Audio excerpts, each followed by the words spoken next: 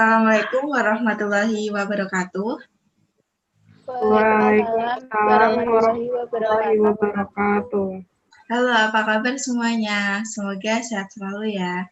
Izinkan kami memaparkan dari tugas pertemuan ke-15 mata kuliah teori akuntansi.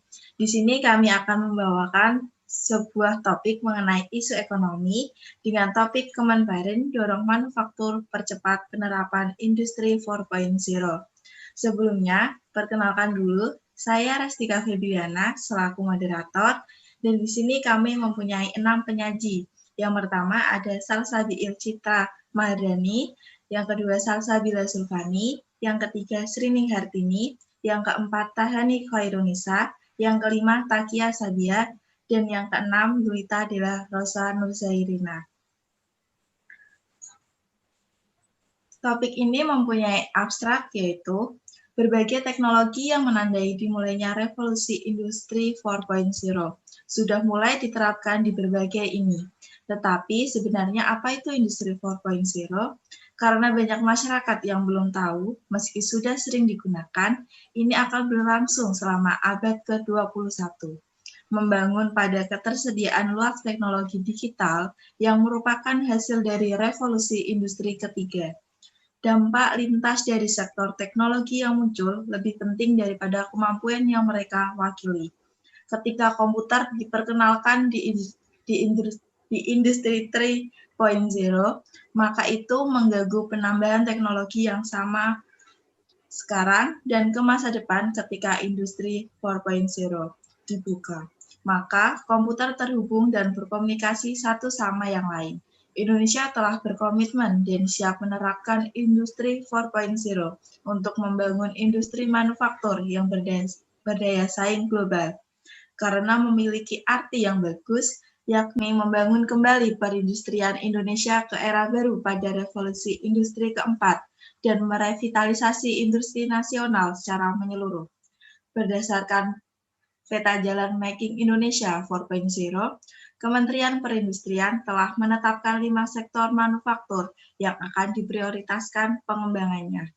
Sejalan dengan perkembangan revolusi industri 4.0 tersebut, perusahaan membutuhkan pekerja dengan keterampilan baru yang mungkin tidak ada sebelumnya. Yuk mari kenali apa itu 4.0. Sebelumnya, saya akan mengenalkan pendahuluannya. Saat ini, dunia telah memasuki era revolusi industri 4.0, salah satunya Indonesia. Berbagai teknologi yang menandai dimulainya revolusi industri 4.0 sudah mulai diterapkan di berbagai ini. Tapi sebenarnya apa itu industri 4.0? Karena banyak masyarakat yang belum tahu, meski sudah dikembangkan, sedikit ulasan mengenai 4.0. Industri 4.0 adalah nama tren otomasi dan pertukaran data terkini dalam teknologi pabrik.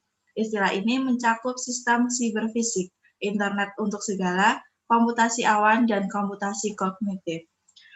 Untuk selanjutnya, apa itu industri 4.0 akan dijelaskan oleh rekan-rekan saya. Yang pertama, silahkan Saudara Takia, dipersilahkan. Terima kasih Restika. Baik, saya akan melanjutkan tentang materi ini. Apa sih industri 4.0 dan kapan berlakunya industri 4.0 di Indonesia? Dilansir di Encyclopedia Britannica pada tahun 2015, revolusi industri keempat ini menandai serangkaian pergolakan sosial, politik, budaya, dan ekonomi. Ini akan berlangsung selama abad ke-21. Membangun pada ketersediaan luas teknologi digital yang merupakan hasil dari revolusi industri ketiga, pada industri keempat ini sebagian besar didorong oleh konvergensi inovasi digital, biologis, dan fisik. Revolusi industri keempat ini akan melibatkan perubahan sistematik di banyak sektor dan aspek kehidupan manusia. Dampak lintas dari sektor teknologi yang muncul lebih penting daripada kemampuan yang mereka wakili. Dikutip dari Forbes, jika industri 4.0 ini mengoptimalkan komputerisasi industri 3.0, ketika komputer diperkenalkan di industri 3.0, maka itu mengganggu penambahan teknologi yang sama baru. Sekarang dan ke masa depan, Ketika industri 4.0 dibuka, maka komputer terhubung dan berkomunikasi satu sama lain. Kombinasi dari sistem fisik cyber, Internet of Things, dan Internet of System membuat industri 4.0 menjadi mungkin dan membuat pabrik pintar menjadi kenyataan. Selanjutnya, materinya akan dilanjutkan dengan Salsabiil Citra. Silahkan. Terima kasih, Takia Sadie. Saya akan menjelaskan materi selanjutnya. Indonesia telah berkomitmen dan siap menerapkan industri 4.0 untuk membangun industri manufaktur yang berdaya saing global. Komitmen Indonesia ini ditandai dengan diluncurkan Making Indonesia 4.0 oleh Presiden Joko Widodo atau Jokowi pada awal April 2018. Penanaman Making Indonesia 4.0 ini menurut Jokowi sangat tepat karena memiliki arti yang bagus, yakni membangun kembali perindustrian Indonesia ke era baru pada revolusi industri keempat dan merevitalisasi industri nasional secara menyeluruh. Harapannya dengan implementasi industri 4.0 Indonesia dapat mencapai top 10 besar ekonomi global pada tahun 2023. Melalui peningkatan angka ekspor neto kita kembalikan sebesar 10% dari PDB, kata Presiden Jokowi. Berdasarkan peta jalan Making Indonesia 4.0, Kementerian Perindustrian Kemenperin telah menetapkan 5 sektor manufaktur yang akan diprioritaskan pengembangannya. 5 sektor itu yakni industri makanan dan minuman, tekstil, dan pakaian otomotif, elektronik, serta kimia. Selanjutnya akan saya serahkan kepada Srining Hartini. Terima kasih Mbak Salsabila Citra. Selanjutnya saya akan menjelaskan tentang teknologi yang menjadi pilar utama dalam mengembangkan industri 4.0. Menurut Kementerian Komunikasi dan Informatika Republik Indonesia, Direktorat Jenderal Aplikasi Informatika atau Dirjen Aptika per tanggal 28 Januari 2020, dalam revolusi industri 4.0, setidaknya pada 5 teknologi menjadi pilar utama dalam mengembangkan sebuah industri siap digital, yaitu Internet of Things, Big Data, Artificial Intelligence, Cloud Computing, and Additive Manufacturing. Yang pertama, Internet of Things atau IoT. IoT merupakan sistem menggunakan perangkat komputasi, mekanis, dan mesin digital dalam satu keterhubungan atau interrelated connecting untuk menjalankan fungsinya melalui komunikasi data pada jaringan internet tanpa memerlukan interaksi antar manusia atau interaksi manusia dan komputer.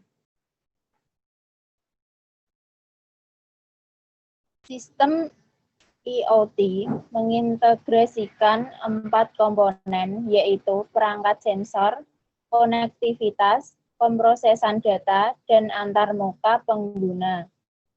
Contoh aplikasi IoT di Indonesia yaitu Goes atau IoT untuk bike sharing, e-fishery atau IoT pemberi pakan ikan otomatis, Clue atau IoT untuk Smart City, dan Hara, IoT untuk pangan dan pertanian. Yang kedua yaitu Big Data. Big Data adalah istilah untuk menggambarkan volume besar data, baik terstruktur maupun tidak terstruktur. Namun bukan jumlah data yang penting, melainkan apa yang dilakukan organisasi terhadap data. Big Data dapat dianalisis untuk pengambilan komputasi maupun strategi bisnis yang lebih baik. Penyedia layanan Big Data Indonesia antara lain Sonar Platform, Pathway Platform, Warung Data, dan Databot. Karakteristik Big Data antara lain yaitu volume, velocity atau kecepatan, variety atau keberagaman, dan validitas atau variasi. Selanjutnya saya serahkan kepada Mbak Salsabila Zulfani. Terima kasih, Mbak Zeni. Di sini saya akan melanjutkan dari Mbak Zeni. Yang ketiga adalah artificial intelligence atau AI. AI merupakan sebuah teknologi komputer atau mesin yang memiliki kecerdasan layaknya manusia dan bisa diatur sesuai keinginan manusia. AI bekerja dengan mempelajari data yang diterima secara berkesinambungan. Semakin banyak data yang diterima dan dianalisis, semakin baik pula AI dalam membuat prediksi. Aplikasi chatbot dan pengenalan wajah atau face recognition merupakan salah satu contoh penerapan AI. Yang keempat adalah cloud computing. Komputasi awan atau cloud computing adalah teknologi yang menjadikan internet sebagai pusat pengelolaan data dan aplikasi, di mana pengguna komputer diberikan hak akses atau login menggunakan cloud untuk dapat mengkonfigurasi peladen atau server melalui internet. Contohnya, hosting situs web berbentuk peladen virtual. Ada 3 jenis model layanan dari komputasi awan, yaitu cloud software as a service, yaitu layanan untuk menggunakan aplikasi yang telah disediakan oleh infrastruktur awan. Yang kedua, cloud platform as a service,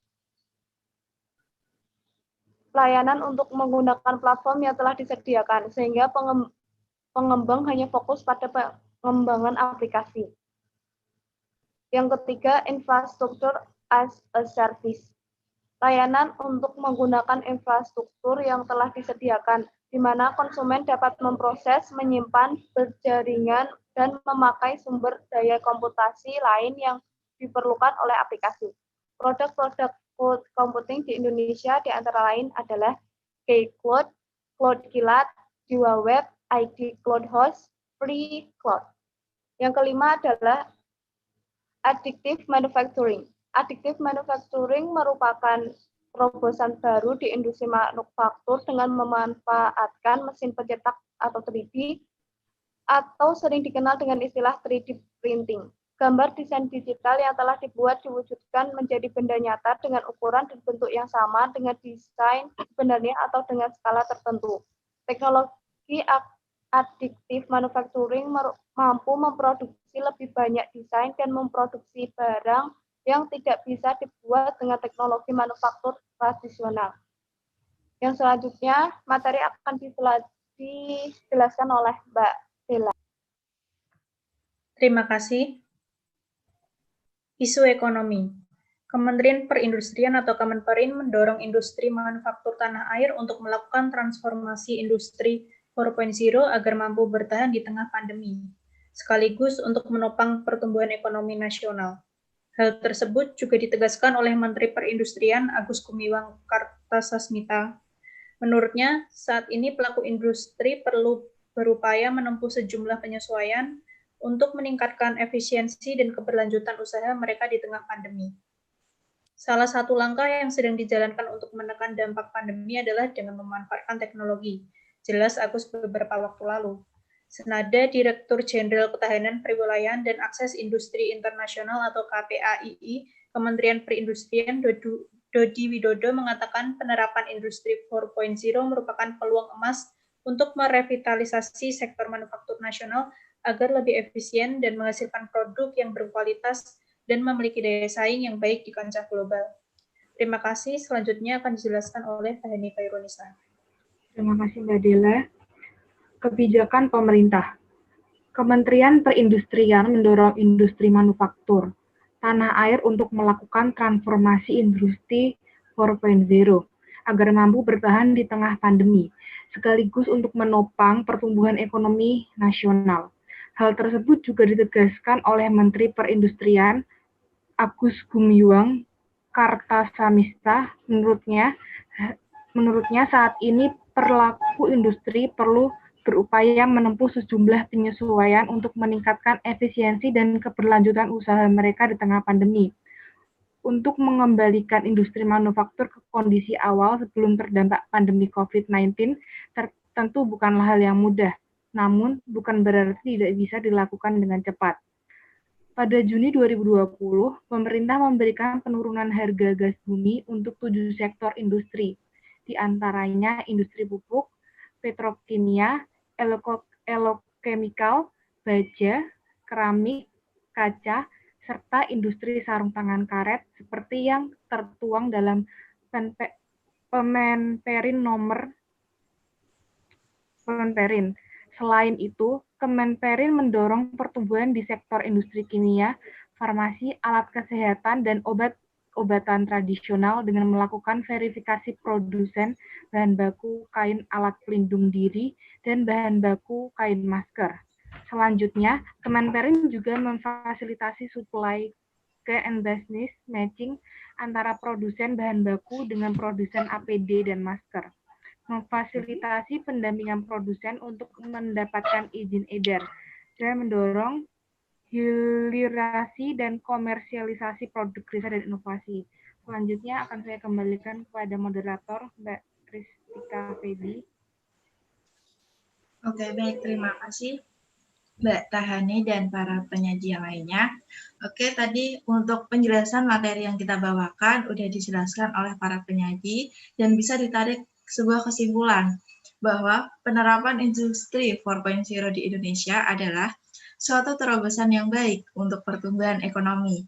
Namun tetap harus mempertimbangkan sumber daya yang ada. Tak lepas dari upaya mengembangkan apa itu industri 4.0, tetapi juga bagaimana sistematikanya dan lain sebagainya. Namun, penerapan sistem industri 4.0 juga tak lepas dari pro dan kontra. Hal ini harus direncanakan dengan baik. Intinya, setiap sistem baru yang akan diterapkan ada sisi baik dan buruknya. Penjelasan dari kelompok kami cukup sekian. Terima kasih atas waktu dalam menonton dan mencermati dari pemaparan materi dari kami. Jika ada salah kata maupun salah ucap, kami mohon maaf. Sekian. Wassalamualaikum warahmatullahi wabarakatuh. See you, bye-bye semuanya. Terima kasih.